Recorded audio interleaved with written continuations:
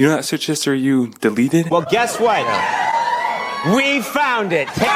I'm Josh, and this is How to Quit Pornography and Learn to Love Again. First off, you're not some animal. You're not an old, weird, perverted loser because you watch pornography. You're just someone who's hurting and in need of love. A lot of people don't tell anyone about the struggle with pornography, either until they're found out or until it absolutely destroys them, because it's scary to be vulnerable. But otherwise, you just carry all that weight by yourself, and it does no one any good. And the people who knew you before they learned that you had this struggle, and they aren't able to continue loving you the same way after, then the problem is them and not you. Step 0. Hating the habit and identity change. Alright, let me ask you a question. Who are you? Actually, who do you want to be? That's the real question. Because I bet you're someone great, has barely scratched the surface of what they're capable of, but you probably don't believe it because of the identity that you've assumed.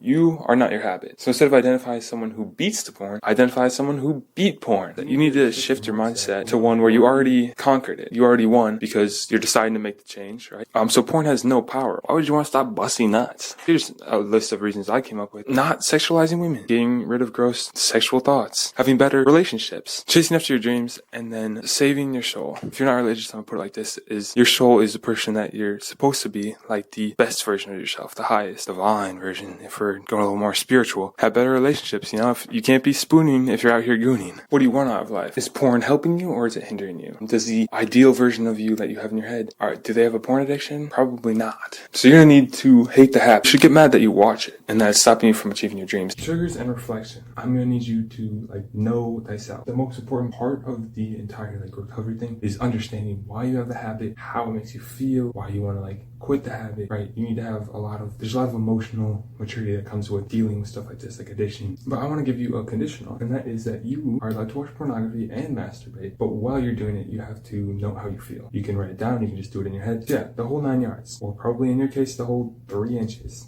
So I want you to, whenever you engage in the habit, just be more in tune to your emotional state during the whole thing. Generally, what started it, right? What was the first time you encountered porn? Desexualizing the brain. Can you desexualize your brain, right? What if I just go meditate and never think about sex again? That's not realistic for anyone. What starts it? What causes you to fall into watching porn and masturbating? So there's triggers. So you have internal triggers. They could be boredom, anxiety, loneliness, stress, feeling unloved, depression, and then you have external triggers, which is things going on in your life, obviously. Right, so unmonitored alone time. What are you doing when Jesus is watching? Financial issues, arguments, family and relationship issues, and then just exposure to sexual stimuli. Those are external triggers. It's when you're on Snapchat or Instagram or TikTok, or you're watching women's track because you're really a big fan of women's track and not just a horny little hornball. But because it is impossible to avoid sexual content in a hypersexualized world, you're gonna have to do a little bit of a degree of how you react, right? Just recognizing the trigger and how that makes you feel so you can essentially process that and not fall back into it, right? Let that lower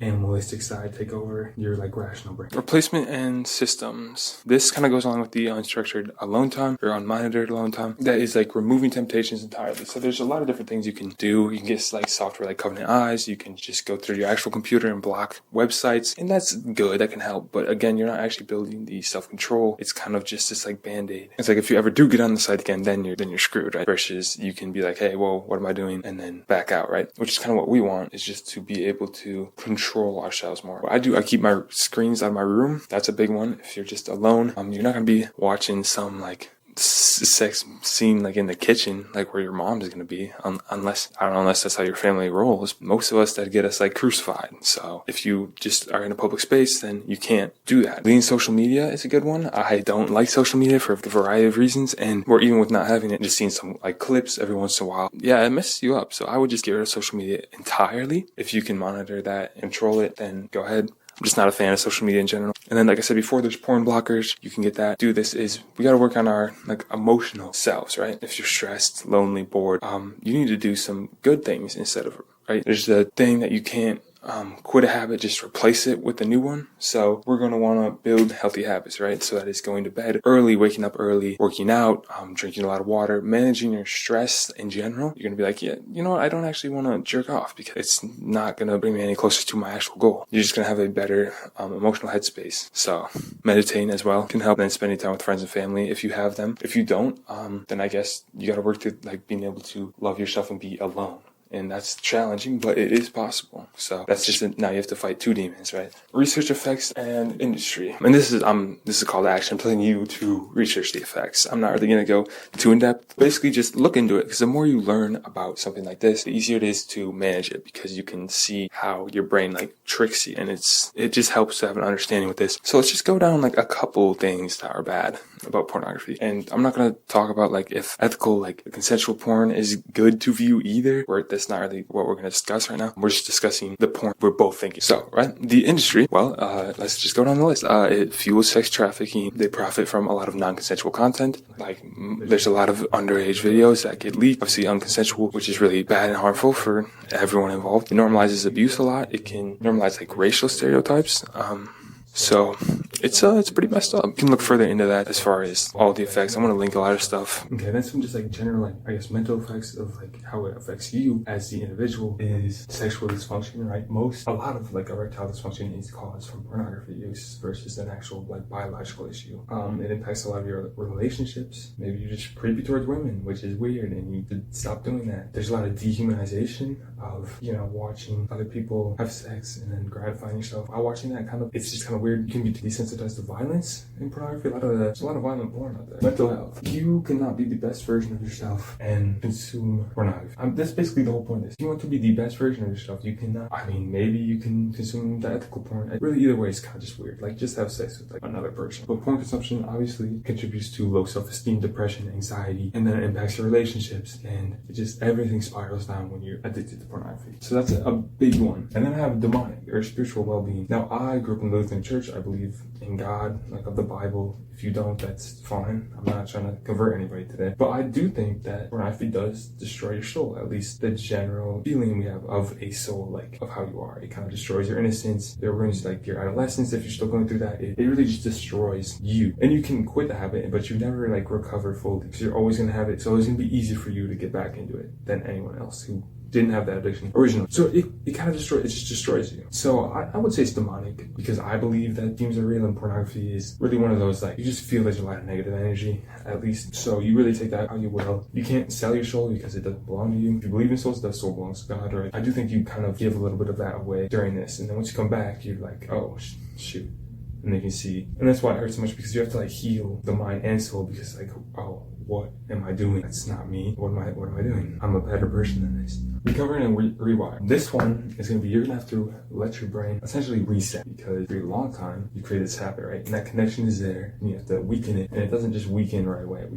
It takes time. Let's just go over this. Lust versus love. I think we all know the difference in general, but a lot of times it comes down to we're using lust as a substitute for love. And that can be love that you're not getting from other people, or most of the time it's love you're not getting from yourself, right? You aren't horny, you're just lonely. And because porn isn't a realistic depiction of sex, you're gonna have to relearn everything that you know about sex, basically. I'm sure you know some real stuff about sex, actual loving, consensual sex. If you did have like married parents, and you can kind of see like what good love is, what real love is. Otherwise, if you have never seen that, then I guess you can go do some research and like learn and try to be the version that you know you needed but you never got, right? Give yourself time. This is not an easy thing to quit, really. Or it is, right? People say it is. Like, it's easy to just stop jerking it, bro. But it's hard to make the decision to consciously challenge yourself, say, hey, no, I need to be better. That's hard. And a lot of people don't do that in the first place. So the fact that you're doing this, you should be very proud of yourself. I'm proud of you. This is probably the most important part, or it's the whole part I wanted to make this video. And that is self-love and stigma. You need to forgive yourself, right? For this habit, for a lot of other things, you need to forgive yourself for having this habit. Thank the habit for serving you, right? It might have helped you escape some other thing, but now it's time to let it go. You have no purpose for it anymore. You say, thanks, like, it's got me through this, right? Now I see it's destroying me, so I'm gonna let it go. Forgive yourself for having it. If you're not the first person to have a porn addiction, you're not gonna be the last person to have a porn addiction, but you are the first you to quit. Right? It probably wasn't your fault that you were exposed. Overcoming shame. This one is interesting. I said I was Lutheran earlier in the video. And so yeah, there is this like shame around pornography, obviously. there's like a different view, secular versus I guess spiritual like views. The natural thing of masturbation, which you discover, right? And then whether or not that's bad or not is kind of an opinion, right? Obviously everyone can be like, yeah, pornography is bad. A lot of people have shame when it comes to just masturbation itself. I think you should establish like a healthier relationship with just masturbation as far as whether or not you want to keep that in your life. I'm not trying to condemn anything entirely here, right? This is all up to you. I'm just putting information out there. I think you should try to learn like a healthier relationship with masturbation as far as like overcoming guilt and fear, just so that you can establish like a more healthy relationship with sex in general, right? So you don't jerk off and then think you're a terrible person. Right? You don't want that. We don't want you like hating yourself, right? And so you just slip into that like, oh, I only lasted like 30 days. Like, okay, like, yeah, you only lasted 30 days of, what does that even mean, right? Like, okay, go again, don't jerk off today. Like I don't know, like when you start numbering it and making it this big thing, because a lot of people who I guess don't fall into this or whatever, just jerk off and then go on with their day, right? So maybe just that's kind of up to you. A lot of this is you just need to learn about yourself, if that makes sense. Go do a lot of research, a lot of reading, a lot of stuff. I want to link stuff. Love isn't easy. It's kind of the point I was trying to make, is that you're gonna have to go on like a journey separate of just quitting pornography and one of self-love and how to love yourself. And there's like masturbation can be this tool, I guess, for self-love. If I've looked into it a little bit, I don't know. That's obviously optional if you want to do that or not. You know, whether or not you have religious like stigma or shame, guilt, and you want to like get past that. I kind of did like one where I went past the religious stigma and then I came back, but with a healthier mindset, right? I didn't abandon religion entirely. Maybe it isn't good for me, but I don't feel bad if I do it. God loves you and forgives you. God loves you and forgives you, then you can forgive yourself. It's okay. It's okay. We all stumble and fall, so when you do, it's okay. Thanks so much. Love you. Love yourself.